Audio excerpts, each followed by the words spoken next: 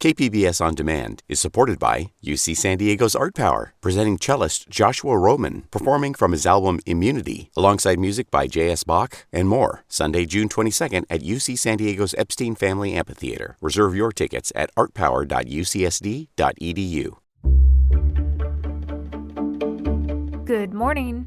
I'm Annika Colbert. It's Tuesday, August 3rd. Parklets must be in compliance now or they may face fines. More on that next, but first, let's do the headlines. Scripps Encinitas has reinstalled surge tents outside of their emergency room. Dr. Ghazala Sharif is the chief medical officer for Scripps Health. I think for us, it's very sad for me as a chief medical officer to see these tents going back up again when this is all preventable. Had we gotten the vaccines and the herd immunity up, we wouldn't have this Delta variant that's now looming in front of us. The San Diego City Council passed the Enough Ordinance on Monday, which bans the sale and possession of ghost guns or guns without serial codes. The San Diego Police Department says there's been a nearly 200% increase of ghost guns being found at crime scenes. Councilman Chris Cate voted no on the ordinance in a standalone vote. He says the new law would not stop criminals. It's completely unreasonable to believe they will follow this new law. This law does nothing to prevent mass shootings. This law does nothing to hold criminals accountable. This law does nothing to make us safer. In California, owning a non-serialized firearm is already illegal. There will be some searing hot temperatures in San Diego's East County today and some slightly not as searing temperatures in the Highland communities. A heat watch from the National Weather Service started yesterday and it's still in effect today through 8 p.m. Wednesday. The mountains will see a high of 90s. Desert areas like Borrego Springs could see upwards of 120. The NWS says drink lots of fluids, stay out of direct sun, get to an air-conditioned space if possible, and do check up on at-risk relatives and neighbors if you can. From KPBS, you're listening to San Diego News Now. Stay with me for more of the local news you need. KPBS On Demand is supported by Splatero, helping homeowners pay off debt by offering streamlined access to your home's equity with no additional monthly payments or new debt. Splatero provides a lump sum payment in exchange for a share of your home's future value. Pre-qualification is available at splatero.com. Monday was the deadline for San Diego restaurants to bring their outdoor dining areas, known as parklets, up to code. KPBS's Melissa May describes how outdoor dining is changing in San Diego. Restaurants already had an extension to bring their parklets up to code. The city started going out to restaurants to make sure their structures were in compliance. The most important reason is for safety. So we want to be able to have those emergency vehicles pull up to a site. We want them to be able to access beyond those into a building. Leslie Sennett is the Code Enforcement Deputy Director for the City of San Diego. She says the parklets helped restaurants be in compliance with COVID-19 protocols during the pandemic. But many parklets are not up to code. We need to reach out to the businesses and just make sure we're all on the same page. What are the regulations? What's allowed? How can they operate safely, still provide a very nice space for their customers, but make sure that all requirements, building requirements, fire requirements are being met. Senate staff was tasked with going out to restaurants who do not currently have a temporary outdoor business operations permit to help them get one. The biggest modification restaurants will have to make starts at the top. They can't have a permanent roof structure. They need to be using umbrellas. Also, walls cannot be over 45 inches, and a parklet cannot occupy any red curb space. The Little Italy Association is asking Governor Gavin Newsom for some help with the parklets. Businesses need to catch up for lost revenues from 2020, particularly the restaurant industry. Marco Lamandri is the association's chief executive administrator. He says they've asked the governor to let all California restaurants keep permanent roofs on their parklets. We said the Delta variant is now starting to spread. If people have the option to move indoors and eat or outdoors and eat, they're going to choose outdoors for obvious reasons, according to the CDC. Newsom's staff responded that this is a local enforcement issue, which makes zero sense whatsoever. This is a national, international pandemic. The rules should be the same for every city. If a restaurant does not modify its parklet within 30 days, an administrative hearing would be scheduled, and a daily fine of $100 per violation would be imposed. And that was KPBS's Melissa May.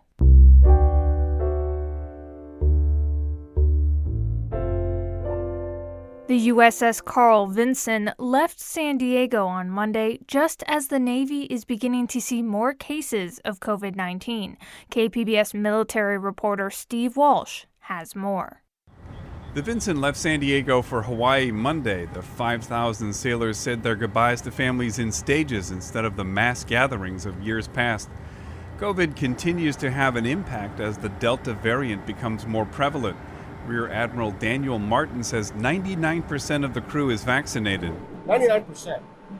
So, but we've let everybody out in town, right? So when they come back, we're just going to mask up for 14 days and make sure that we get inside a bubble once again, and then we'll be completely safe. Yeah. Captain P. Scott Miller says they have had cases on board the carrier, including people who were vaccinated. What we've seen on our ship is that the symptoms are very minor, if you will. It's almost like a common cold, is what we've witnessed so far. So none of the few people that we've had who've got the COVID who are vaccinated have become very ill at all. The Biden administration has urged the Pentagon to find out what steps need to be taken to require the vaccine. Right now it's optional. The Pentagon says roughly half the force is fully vaccinated. The Navy has the highest vaccination rate. One incentive for sailors is that they avoid 2 weeks of quarantine before deploying if they receive the vaccine. The Vinson is scheduled to tour the Western Pacific. And that was KPBS military reporter Steve Walsh. There's a new threat to California's lakes, rivers, and other freshwater systems: plastic pool toys. Cap Radio's Steve Milne explains. Specifically, the threat is glitter and microbeads that are often contained in pool toys. Sometimes they leak out. Katie Sempt is a researcher with the UC Davis Tahoe Environmental Sciences Center who studies how microplastics are affecting nature. Once the pool toy is punctured, if you're at home, it's just in your pool and it might be a mess to clean up, but it's doable. However, when you take these pool toys that contain microplastics out to the beach, to your local waterways, if they get a hole, then you now have these microplastics spread all over our natural environment. Microbeads are often the size and shape of a fish egg, and wildlife can and do mistake them for food. Sempt's research involves examining the bellies of fish and clams in Lake Tahoe to understand how glitter and microbeads might be getting into the aquatic food chain. And that was Cap Radio's Steve Milne reporting from Sacramento. Coming up, for Mexico, living with a dead river has been, I'll say, sort of a wound. A pulse flow of water temporarily reconnected the Colorado River system with the Pacific Ocean. Now a group is working hard to bring water back to parts of that estuary, even during a persistent drought. We'll have more on that next, just after the break.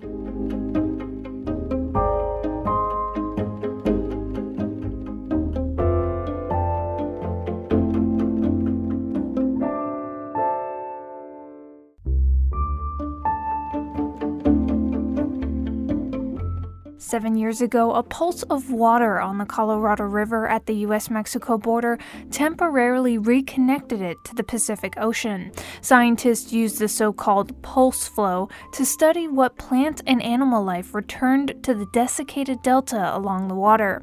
Armed with that knowledge, and even during a persistent drought, they're trying a new and more targeted strategy this year.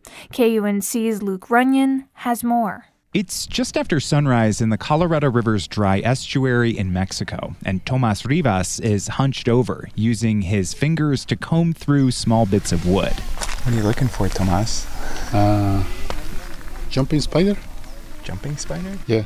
Rivas is an ecologist with the conservation group the Sonoran Institute, and we're at the place where the river and the ocean used to meet and mix. The exposed salt flats are home to jumping spiders, tiny turquoise fiddler crabs, and hardy species of saltgrass. The day we visited, it reached 120 degrees with a cloudless sky. These are harsh conditions here. Rivas says this part of the delta used to be home to a tidal bore, a wave that forms as the incoming tide rushes against the freshwater river. In Spanish, here the people locally call burro, el burro. for the tidal bore. It even had a sound, he says, of crashing, rumbling water. The people say, ahí viene el burro. It's like the donkey's coming, no? Because the Colorado River is so overused in the U.S., the borough hasn't charged in the Delta in decades. Rivas's group is working to bring water back into this part of the estuary and study it. It won't fully revive the tidal bore, but it will be enough to help restore riverine habitat. For Mexico, living with a dead river has been, I'll say, sort of a wound. Jennifer Pitt runs the Colorado River program for the National Audubon Society. We're upstream of the estuary, next to an irrigation canal, where water diverted near the U.S.-Mexico border makes a hard left turn back into the river's channel. And this is a little bit of repair.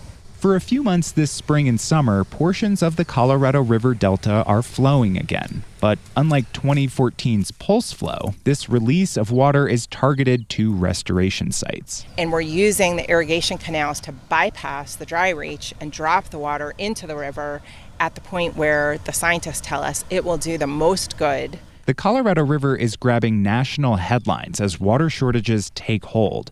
Hot and dry conditions are coming home to roost in its reservoirs, dropping the two biggest to record lows. Even in a dry year like this one, Pitt says both the U.S. and Mexico have agreed to set aside water just for the environment. And if we don't figure out at this moment how to support the river itself and all of nature that it supports, I fear that we lose them permanently. Not everyone agrees. Some skeptical city leaders and farmers in Mexico say any unused water is wasted.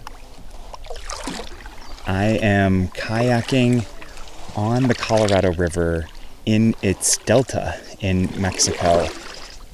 There's dragonflies that are sort of skipping across the water. You'll see birds up in the trees. There's a beaver dam just upstream of here.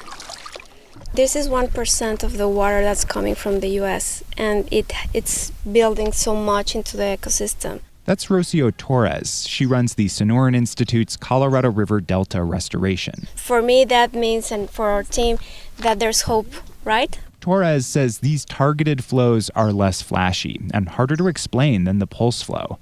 That event galvanized communities in the region, she says, and it built a base of support from water officials in both countries who agreed to set aside a small amount of water not for human use. I think that's the way human beings, we learn, we mess things up, we realize we shouldn't have done that. And she says, bringing it back happens little by little.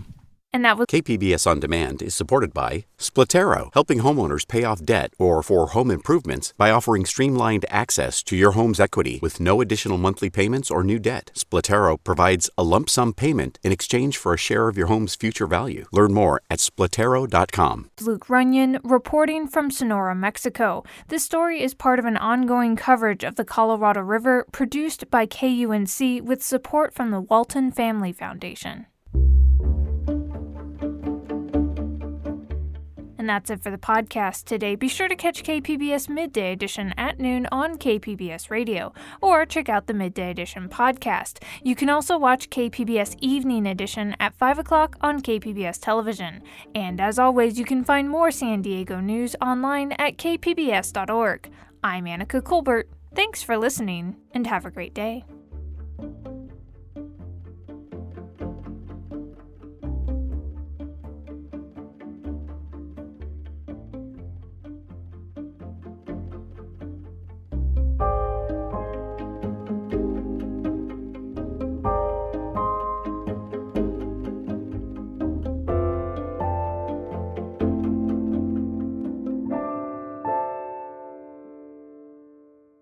KPBS On Demand is supported by Latino Legacy Foundation, presenting their Storyteller series, Reach for the Stars with Ellen Ochoa, the first Latina astronaut. Welcome Serenade by the all-female mariachi Amapolas, Sunday, June 29th. More at latinolegacyfoundation.org.